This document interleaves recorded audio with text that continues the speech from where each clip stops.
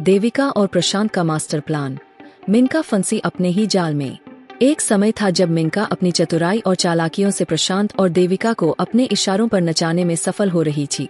लेकिन कहते हैं, जैसा करोगे वैसा भरोगे, और यही हुआ मिनका के साथ। देविका और प्रशांत ने बड़ी चालाकी से मिनका को उसी जाल में फंसा दिया जो उसने दूसरों को फंसाने के लिए तैयार किया था। इस बार दोनों ने मिलकर ऐसा खेल रचा कि मिनका को अपनी हार मानने के अलावा कोई चारा नहीं बचा।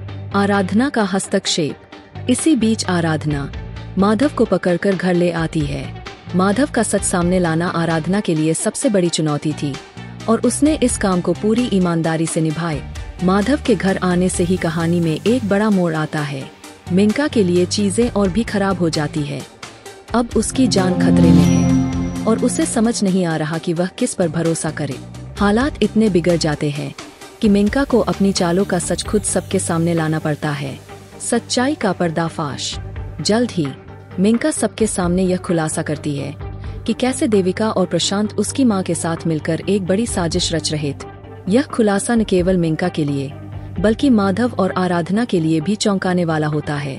आराधना ने आखिरकार वह काम कर दिखाया जो कोई नहीं कर पाया था।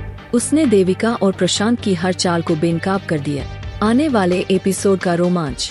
अब देखने वाली बात यह होगी कि क्या मिनका अपनी गलतियों को स्वीकार करेगी और आराधना और माधव के रिश्ते में आई कड़वाहट को खत्म कर पाएगी, या फिर देविका और प्रशांत का कोई नया दाव कहानी को और उलझा देगा।